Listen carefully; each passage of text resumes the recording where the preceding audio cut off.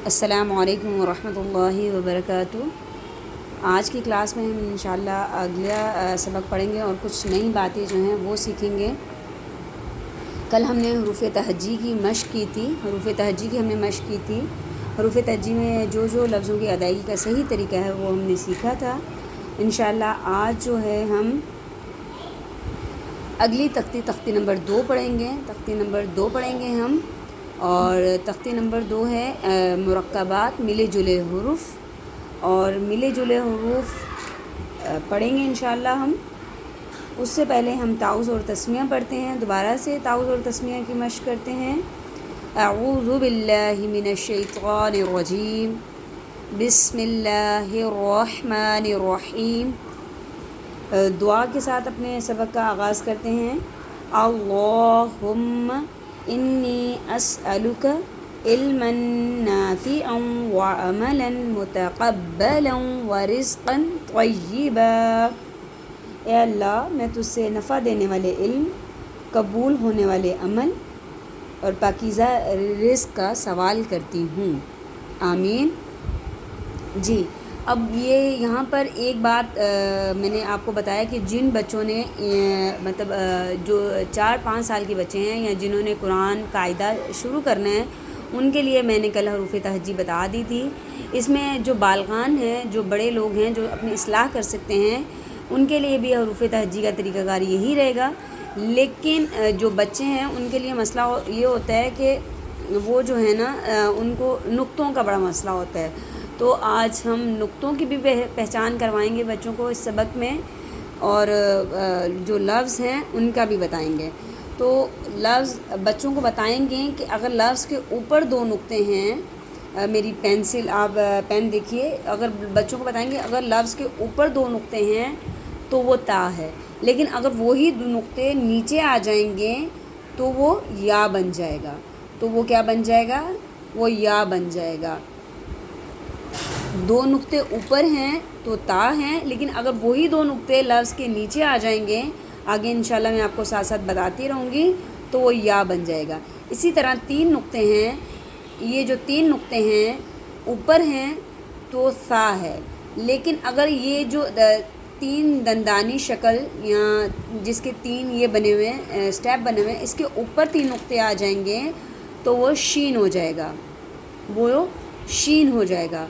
جو چھوٹے بچے ہیں ان کو تھوڑا نقطوں کی پہچان کروانی بہت ضروری ہے، ذہن نشین کروانے بہت ضروری ہیں کہ اگر 2 نقطے اوپر ہیں تو تا ہیں، اگر وہی 2 نقطے نیچے آ جائیں گے تو یا بن جائیں گے، سمپل نقطے ہیں تو سا ہے، اور اگر ایسے شین کے جو یہ بنے ہوئے ہیں ڈنڈے بنے ہوئے ہیں، اگر ایسے اس کے اوپر نقطے ہیں تو وہ شین ہے۔ اسی طرح اگر نقطہ اوپر ہے، وہ لفظ کے بالکل اوپر ہے تو وہ زال ہے، اور اگر اندر ہے وہی نقطہ تو وہ نون ہے، اگر وہی نقطہ نیچے ہے تو وہ با ہے۔ بچوں کو یہ چیز ذہن نشین کروانی بہت ضروری ہے کہ اگر نقطہ لفظ کے اوپر ہے، کوئی مطلب لفظ کے اوپر ہے تو وہ زال ہے، اگر وہی نقطہ لفظ کے اندر ہے تو وہ نون ہے، اگر ایک نقطہ وہی نقطہ لفظ کے نیچے ہے تو وہ با ہے۔ تو بچوں کو نقطوں کی ذہن نشین کروانا بہت ضروری ہے، کیونکہ بچے پھر پریشان ہوتے رہتے ہیں۔ اسی طرح قاف اگر ایسے مڑا ہوا ہے، اگر اس کی شیپ گول ہے اور اس کے اوپر 2 نقطے ہیں تو وہ قاف ہے، اور اگر مڑا ہوا ہے اور نقطہ ایک ہے تو پھر وہ کیا ہے؟ وہ فا ہے۔ تو جہاں انشاءاللہ میں آپ کو بتاتی بھی جاؤں گی کہ بچوں کو کس طرح گائیڈ کرنا ہے، کس طرح پڑھانا ہے۔ حروف تہجی میں آپ بچوں کو نقطوں کی ضرور پہچان کروا دیں تو بچوں کے لیے بھی آسانی ہو جائے گی، اور جو والدین بچوں کو لے کے بیٹھتے ہیں ان کے لیے بھی آسانی ہو جائے گی، اور بچوں کو جب لفظ کی حروف تہجی کی پہچان ہو گئی، نقطوں کی پہچان ہو گئی تو بچے پھر وہ ہے آسانی سے پڑھ سکیں گے۔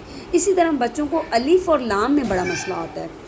جب بچے نیو سیکھ رہے ہوتے ہیں تو ان کو الف اور لام میں بڑی مشکل پیش آ رہی ہوتی ہے، تو بچوں کو بتائیں کہ اگر وہ ایسے سیدھا ہے تو الف ہے، اگر سیدھا ہے تو الف ہے، لیکن اگر اس کی شیپ یوں چلی گئی ہے، مطلب یہ یوں چلی گئی ہے تو پھر وہ لام ہے۔ بچے اکثر پڑھتے ہوئے یا ہجے کرتے ہوئے الف میں اور لام میں ان کو نہیں یاد رہتا، قاف اور فا میں فرق بتائیے کہ جو ایسی شکل مڑی ہوئی ہے، گول شکل ہے اور اس کے اوپر 2 نقطے ہیں وہ فا ہے، اور جو شکل مڑی ہوئی ہے اور اس کے اوپر 1 نقطہ ہے وہ فا ہے۔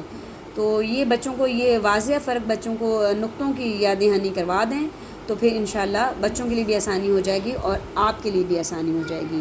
اور بچوں کو گھر میں جس طرح ہم اسکول بھیجتے ہیں، پھر ٹیوشن جاتے ہیں، پھر پیرنٹس خود بھی دیکھتے ہیں، اسی طرح صرف قاری حضرات پر بچوں کو نہیں چھوڑ گئے۔ قرآن کے معاملے میں آپ لوگ خود بھی تھوڑا سا وقت نکال کے اپنے بچوں کے ساتھ بیٹھیے، ان کو قرآن کے ساتھ جڑیے اور بچوں کو بتائیے تو وہ جلدی سمجھ آ جائے گی اور بچے جلدی پڑھ لیں گے۔ تو ہم اپنے سبق کا آغاز کرتے ہیں۔ اب لفظ دیکھیں، متشابہ الفاظ جو ہیں وہ ساتھ ساتھ آئے ہوئے ہیں، کہیں پر بھی آپ دیکھیں گے تو متشابہ الفاظ جو ہیں وہ ساتھ ساتھ ہوں گے۔ دیکھیں تا لفظ ہم نے کل بھی پڑھا تھا تا، اب اس کے ساتھ جو لکھا ہوا ہے وہ ہے تو، فرق کرنا ضروری ہے، پہلا ہے تا پھر ہے تو۔ اب دیکھیں پھر اگلا لفظ ہے سا، بالکل سیٹی نہیں، کوئی سختی نہیں، کوئی ساؤنڈ نہیں، کچھ نہیں، نرمی سے زبان کی نوک اوپر والے داندوں کے کنارے سے لگا دیں تو سا ادا ہو جائے گا، سا۔ پھر اسی طرح سین، سین، اور یہ دیکھیں یہ موٹے حروف مستعلیہ میں سے اس کو موٹا پڑھیں گے، صاد، صاد۔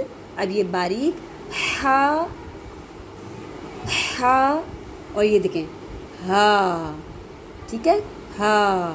دیکھیں دال کے بعد والا ہوتا ہے زال، نرمی سے ادا ہوگا زال، اور پھر ادا ہوگا زا، یہ اس میں سیٹی بھی ہوگی، سختی بھی ہوگی، زا، اور پھر ہوگا زو، اس کو موٹا پڑھیں گے زو۔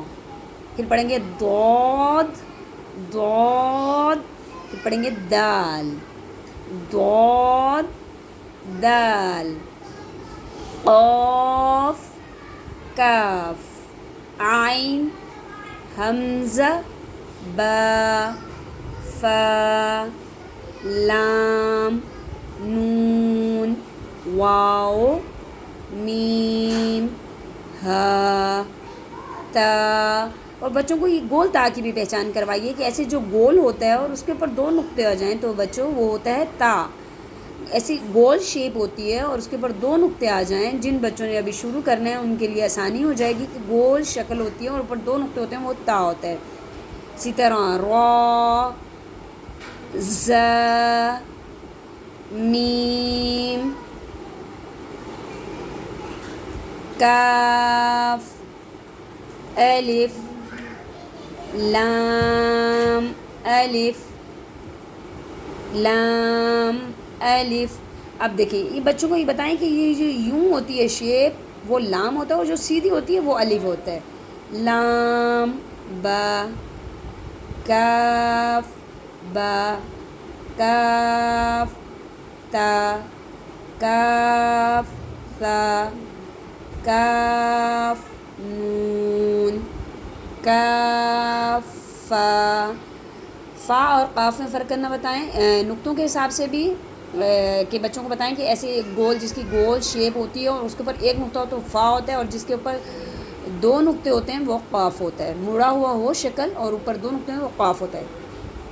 تو، با، تو، با، کاف، الف، لام، جیم، حمزہ، واو، یا، حمزہ، واو، یا۔ تو انشاءاللہ یہی سبق ہے ہمارا، اس میں بچوں کو نقطوں کی پہچان اور یہ جو متشابہ الفاظ ہیں تا، تو، اسی طرح جتنے بھی متشابہ الفاظ ہیں ان میں بچوں کو فرق کرنا بتائیں۔ سین، اور جب یہ اعراب کے ساتھ آتے ہیں، زبر کے ساتھ آتے ہیں تو پھر ان میں تھوڑی سی اور مشکل ہوتی ہے بچوں کو، کیونکہ اگر فرق نہ کریں گے تو تا زبر کی آواز بھی بچے تا ہی پڑھ دیں گے اور طا زبر کی بھی تا ہی پڑھ دیں گے، لیکن ان دونوں میں فرق ہوتا ہے، تا زبر کی تا ہوتی ہے، طا زبر کی طا ہوتی ہے، ثا زبر کی ثا ہوتی ہے، سین زبر کی سا ہوتی ہے۔ تو یہ فرق کرنا جو لوگ پڑھ چکے ہیں، جو اپنا ادائیگی کرنا مطلب اپنے تلفظ صحیح کرنا چاہتے ہیں تو وہ اس بات کو بھی غور و فکر کریں کہ ان کا ادائیگی جو ہے جب اعراب کے ساتھ آتی ہے تو پھر ان کے ساؤنڈ میں کیا فرق آتا ہے۔ انشاءاللہ ہم اس کو آگے کنٹینیو کریں گے، اس کل کی کلاس میں اس کا جو سبق ہے وہ آگے لے کے جائیں گے، اور آگے بڑھیں گے. یہ مرکبات تھی ملے جلے الفاظ. انشاءاللہ دوبارہ اگلی کلاس میں آپ لوگوں سے ملاقات ہوگی.